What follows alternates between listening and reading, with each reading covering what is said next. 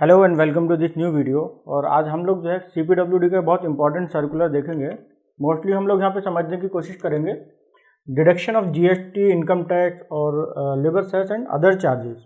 दरअसल ये हुआ कि CPWD में अभी कुछ नए चेंजेस आए हैं, तो यहाँ पर हम लोगों को ये भी समझना ज़रूरी है कि जब आप लोग अपना बिल बनवा रहे हैं तो उसमें जो डिडक्शन होंगे इनके GST के, इनकम टैक्स के, तो वो किस तरह से रहेगा आपका। ठीक है, तो इसको समझने के लिए सबसे पहली चीज़ तो ये है कि CPWD ने जो एस्टिमेट बनाने का तरीका था वही चेंज किया। उसमें जो GST हम लोग ऐड करते थे उसका तरीका थोड़ा सा चेंज किया है।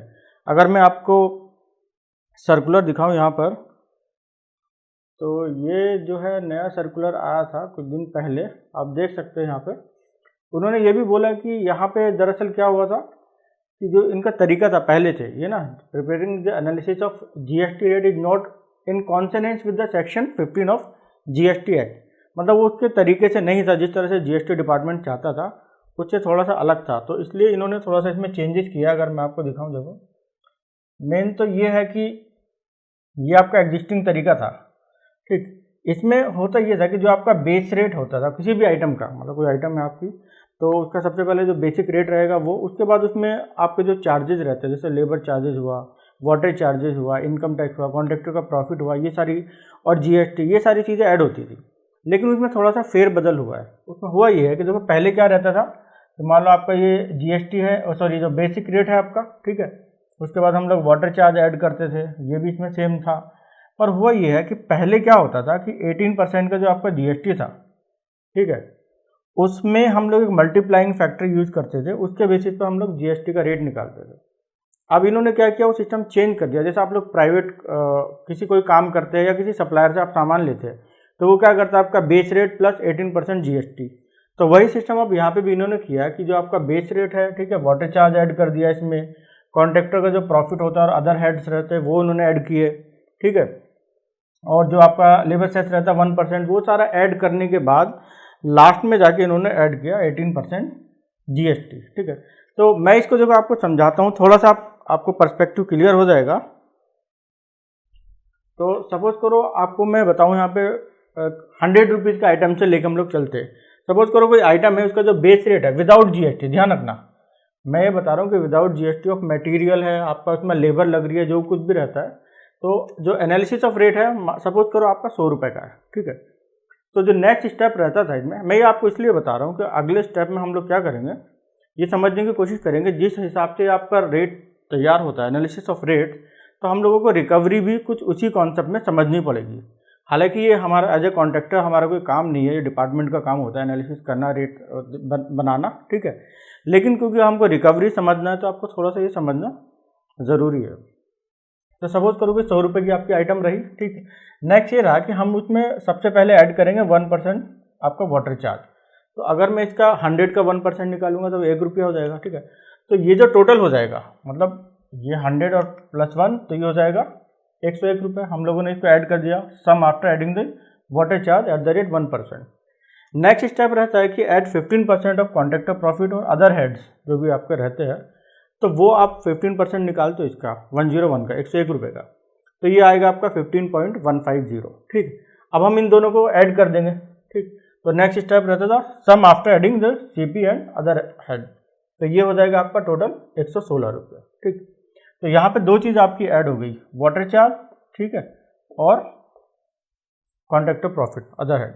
नेक्स्ट रहता है ऐड जो आपका लेबर सेस रहता है, जो सोशल सिक्योरिटी होती है लेबर्स वगैरह के लिए, वो हम लोग ऐड करते हैं, क्योंकि यहाँ पे ऐड होता है और बाद में जब आप बिल वगैरह बनाते हैं तो उसमें रिकवर भी हो जाता है, ठीक है। तो ये आपका 1% रहेगा, लेकिन ये रहेगा 1% 116 रुपये जो अभी तक हम लोगों ने अमाउंट निकाला। तो इसका आप 1% निकालेंगे तो ये हो जाएगा 1.161, ठीक है। तो अब हम इन दोनों को, ये जो है अमाउंट फिर इसमें ऐड हो जाएगा, तो ये टोटल हो जाएगा आपका 116.15 प्लस 1.160, तो टोटल जाके हुआ आपका 117.311, ठीक।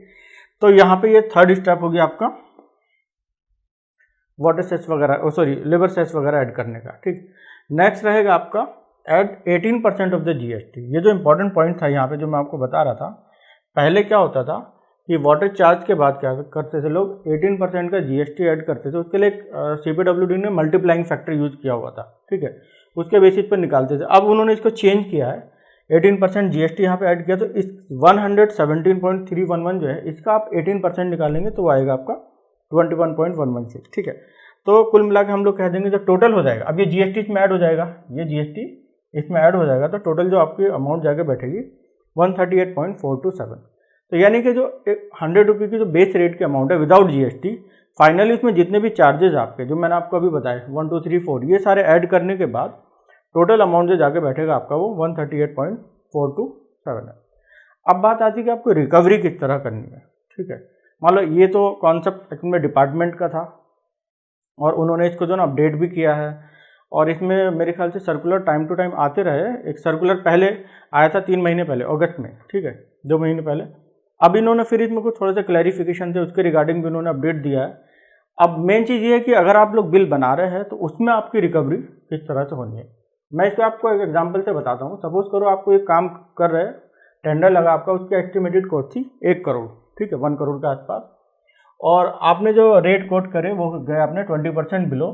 तो जब आपने 20% बिलो लिया तो टेंडर अमाउंट कितना बचा आपका 80 लाख, 80 लाख रुपए।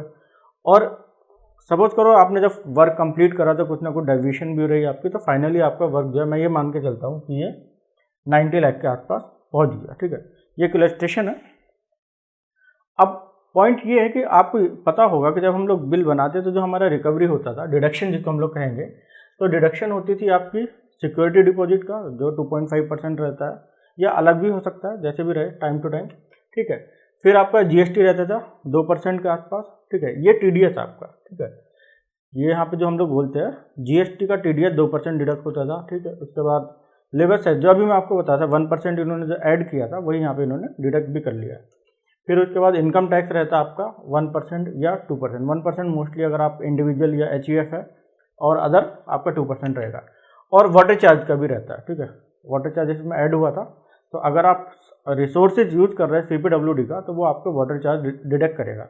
और अगर आप खुद ही वाटर वगैरह ये अवेलेबल कराते हैं अपने पास से तो उस केस में ये डिडक्शन नहीं होती है। अब पॉइंट देखो, इंपॉर्टेंट पॉइंट यहाँ पर ये है, ये तो आपको सिंपल पता ही है इसका, जो आपकी SD रहती है सिक्योरिटी डिपॉजिट, ये जो आपका टेंडर अमाउंट होता है ना, ये जितना आपने कोट किया था 80 लाख, उसका 2.5% रहता है। अगर नॉर्मली हम लोग ले 80 लाख का 2.5%, तो आपका 2 लाख के आसपास ये डिडक्शन हो जाएगा। ठीक है, लेकिन जो इंपॉर्टेंट पॉइंट है यहाँ पे 3, उसके रिगार्डिंग ही ये सर्कुलर आया था कि इनके जो डिडक्शन पहले होते थे उसमें इन्होंने चेंजेस किया है। हालांकि GST के रिगार्डिंग जो ना सर्कुलर बहुत पहले भी आ गया, इवन 2022 में भी आया था। तो देखो इसमें ये था कि आपको जो GST का डिडक्शन करना है वो टैक्सेबल वैल्यू पे करना है, ना कि आपकी ग्रॉस वैल्यू पे।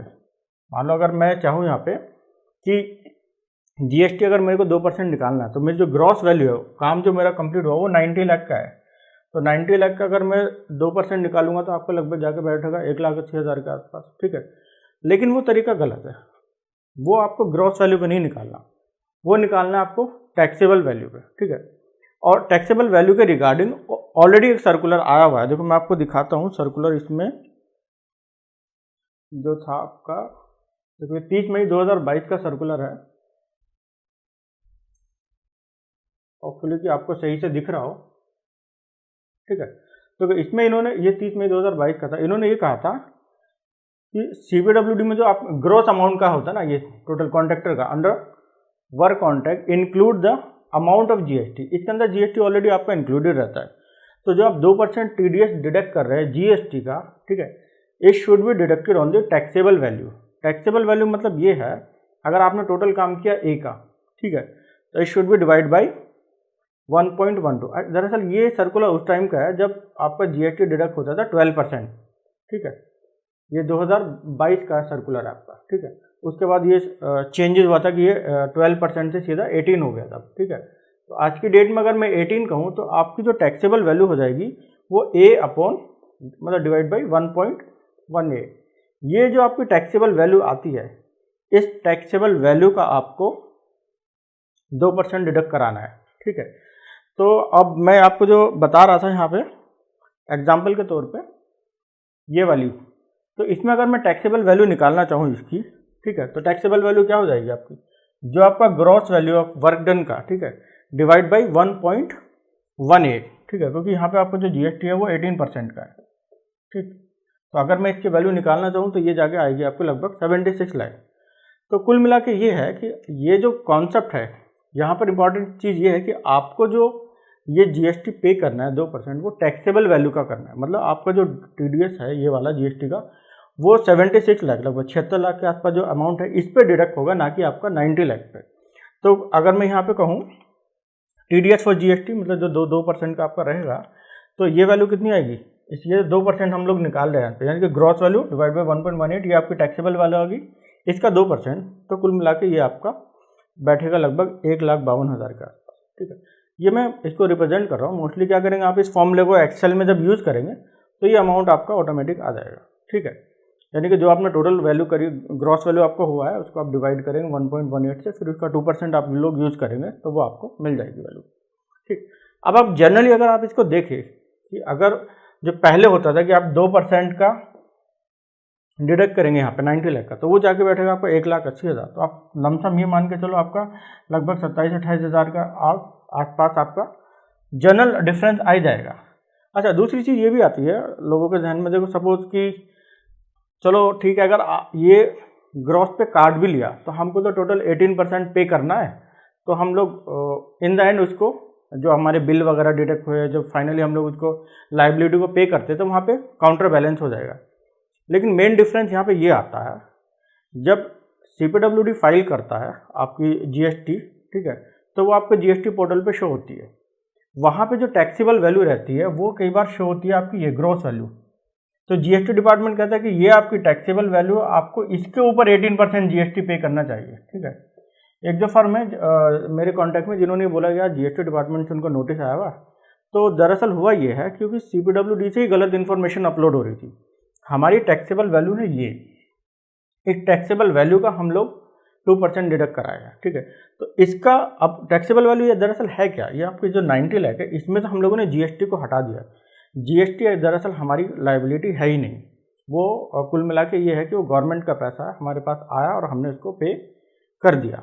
और इसमें मेन डिफरेंस ये भी है कि हमको ये वैल्यू टैक्स, इसी पे टैक्स पे करना ज़रूरी है। इसका रीज़न एक ये भी है कि जब आप ITR फाइल करते हैं साल भर में, तो कई बार लोग सोचते हैं कि जो हमारा टर्नओवर है ओवरऑल वो इंक्लूडेड जीएसटी होता है, पर वो कायदे में तरीका गलत है। कॉन्ट्रैक्टर का जो टोटल टर्नओवर रहता है उसमें से आपको 18% का जीएसटी निकाल देना होता है। उसके बाद जो आपका आ रहा है टोटल टर्नओवर, वो आपका जेन्युइन टर्नओवर होता है। लेकिन यहाँ पे डिपार्टमेंट ऑलरेडी हमारी जो ग्रॉस वैल्यू उसी पे हमको टैक्स डिडक्ट कर रहा है। तो इस बार जैसे मेरी भी सीए से एक बार थोड़ी सी बहस हुई कि यार हम लोग गवर्नमेंट को ऑलरेडी जो हमारी ग्रॉस वैल्यू उसके ऊपर टैक्स पे कर रहा है, जीएसटी तो वो ले ही रहे हैं, लेकिन जो हमारा टैक्स डिडक्ट कर रहा है, क्या इनकम टैक्स है या आपका लेबर टैक्स है, वो भी तो ग्रॉस वैल्यू पे कर रहा है। तो हम लोग इसको क्यों नहीं कंसिडर करेंगे अपनी टर्नओवर में। तो अब इसमें जैसे CPWD का जो भी अपडेट आया, उनका कहना भी है कि हम लोगों का जो तरीका था वो एज पर जो सर्कुलर है, मतलब जो स्टैंडर्ड है उसके अकॉर्डिंग नहीं था, तो इसलिए उन्होंने इसको चेंजेस किया है। तो ये मैंने आपको पहला बताया जीएसटी के बारे में। ठीक है, दूसरा क्या रहता आपका बात है ये लेबर सेस का। तो अब ये जो थी आपकी टैक्सेबल वैल्यू थी, अब इसमें क्या है, ये तो हमने जीएसटी इसमें से निकाल दिया। ठीक है, जो अब लेबर सेस का अमाउंट है ये वाला, ये भी इसके अंदर ऑलरेडी इंक्लूडेड है। तो पहले हम लोगों को वो अमाउंट डिडक्ट करना होगा, फिर उसका 1% पे करना होता है। तो यहाँ पे जनरली जो लेबर सेस का फॉर्मूला आपका बनेगा उसका भी हो जाएगा gross amount of work done. ठीक है, देखो ये 1.18 से मैंने पहले डिवाइड किया था, तो ये तो आपकी टैक्सेबल वैल्यू थी इतनी। ठीक है, अब ये 1% हम लोग ऑलरेडी, जब आपका एस्टिमेट, मैंने अभी पिछली स्लाइड में बताया, हम एस्टिमेट तैयार कर रहे थे, हम लोगों ने ऐड किया था। तो पहले हम लोग इसका डिडक्शन लेंगे यहाँ पे। ठीक है, और मतलब इसको एक तरीके से वैल्यू को जो ना, जैसे यहाँ पे टैक्सेबल वैल्यू पे लिया है, वैसे हम लोग इसको वैल्यू को नीचे लाते हैं। कहाँ तक कि हम लोगों का जो ये ऐड हुआ था अमाउंट, ये डिडक्ट हो जाए उसमें से, फिर उसका हम लोग 1% पे करेंगे। तो यहाँ पे इसका 1% निकालेंगे, तो मतलब ये जो अमाउंट आ रहा है आपका, देखो ये था 76 लाख टैक्सेबल वैल्यू, इसका आपने 2% डिडक्ट कराया, फिर इसमें से जो लेबर सेस आपका माइनस हुआ, तो वो बचा आपका लगभग 75 लाख। इसका 1% आप लोग पे करेंगे तो लगभग 75,000 के आसपास जाएगा। आप सोचो अभी तक जो आपके बिल बनते थे उसमें क्या होता था, वो लमसम ले लेते थे वैल्यू को। अब ये 90 लाख आपका ग्रॉस अमाउंट है, इसका 1% वो डिडक्ट करते थे, तो वो कितना पहुंचता था, लगभग 90,000 के आसपास। ठीक है, तो आप लोग यहीं समझ लो लगभग 15,000 के आसपास यहीं जा रहा आपका। 28 का डिफरेंस मैंने आपको यहाँ बता दिया। ठीक है, 15,000 के आसपास का डिफरेंस आपका यहाँ आ गया। नेक्स्ट आता है आपका इनकम टैक्स का, ये आपके 1% भी हो सकती है, जैसे मैंने बताया इंडिविजुअल के केस में ये आपका HEF है, और 2% रहेगा अदर केसेस में। तो इनकम टैक्स का भी जो फंडामेंटल्स है उसमें भी यही रहेगा। ये हम लोग इनकम टैक्स में तो मोस्टली यही प्रॉब्लम रहती है कि हमेशा ग्रॉस वैल्यू पे डिडक्ट करते थे, ठीक। इवन अगर आप प्राइवेट सेक्टर में काम कर रहे हैं वो लोग तो जानते हैं कि हम लोग क्या करते हैं, टैक्सेबल वैल्यू पे मतलब GST निकाल के तब जो अमाउंट बचता है उसका। लेकिन यहाँ पे क्या रहेगा, हमारा GST भी निकालेंगे हम लोग, जो लेबर सेस है उसको भी निकालेंगे, उसके बाद जो अमाउंट रहता है उसका हमको 2% या 1% पे करना है। तो इनकम टैक्स का जो रूल है वो जैसे 2% eight the rate gross value divide by 1.18 1.01। देखो यहाँ तक जो वैल्यू है ये तो ये दोनों स्टेप होगा आपको, GST वाला और ये लेबर सेस वाला। इसके बाद क्या है, क्योंकि हम लोग 2% पे कर रहे हैं या आप 1% पे कर रहे हो, जैसे भी उसके हिसाब से वैल्यू रखेंगे, फिर उसका 2% आप लोग पे करेंगे। तो यहाँ अगर मैं आपको कैलकुलेट करके बताऊंगा फाइनली, तो ये अमाउंट आता है लगभग 1,48,000 के आसपास, 2% पे मैं बता रहा हूँ।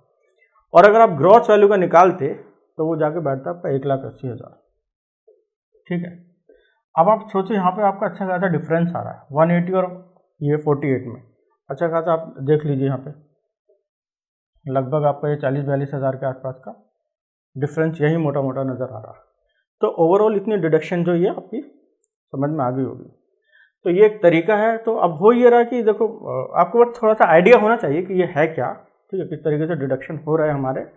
बाकी जो फाइनली ये रहता है कि आप लोग, ये मैंने आपको बता दिया इनके फॉर्मूले क्या करते हैं। आपको जो ऑपरेटर है, जो लोग आपका बिल तैयार कर रहा है, बिलिंग इंजीनियर है, ठीक है, वो लोग इसको जो है आपके जो एक्सेल फॉर्मूला रहता है उसमें इसको अपडेट करेंगे तो वो वैल्यू ऑटोमेटिक निकल के आ जाएगी, ठीक है। तो इन खास चीज़ों का आपको ध्यान रखना। इवन मतलब CPWD ने खुद इन चीज़ों को अपडेट भी किया है कि आपको किस तरह से करना और किस तरीके से नहीं करना। तो मैं आपको दिखाता हूँ, इन्होंने क्लैरिफिकेशन भी दिया था इसके रिगार्डिंग। जैसे आप अगर देखें यहाँ पर, इन्होंने यहाँ पे एग्जांपल लिया था, मान लो आपको 10 करोड़ का कोई काम है इस तरीके से, तो देखो GST का भी उन्होंने इसी तरीके से बोला है। आप टैक्सेबल वैल्यू निकालेंगे 1.18 से डिवाइड करके उसका 2%, ठीक है। और लेबर सेस का भी वैसे ही देखो ये 1.18 और ये देखो इसको वैल्यू को इन्होंने फिर रिड्यूस किया है, उसके बाद जाके उसका 1% पे किया है। डिडक्शन ऑफ इनकम टैक्स में देखिए तीनों स्टेप्स आ गए, फिर उसका 2% इन्होंने इस तरह से निकाला। तो ये तरीके, और उसके अलावा जो पुराने तरीके होते थे इन्होंने यहाँ पे बोला कि आपको ये तरीके अप्लाई नहीं करने हैं जो पुराने वाले थे। उसमें क्या होता था, जैसे कोई भी वो वैल्यू हुई आपकी, तो चलो मान लो GST तो ठीक है, ये ग्रॉस वैल्यू पे निकाल लेते थे, लेबर सेस वगैरह का ये सारे सिस्टम थोड़े से इन्होंने चेंज करे हैं, ठीक है। और कई तरीके इसमें थे, तो वो इन्होंने माना कि आपको इस तरह से जो अप्रोच यूज करना है डिडक्शन का, ठीक है। तो ये आपके लिए एक इम्पॉर्टेंट अपडेट था GST के और डिडक्शन के रिगार्डिंग जो भी आपकी रिकवरी हो रही है। Thank you very much.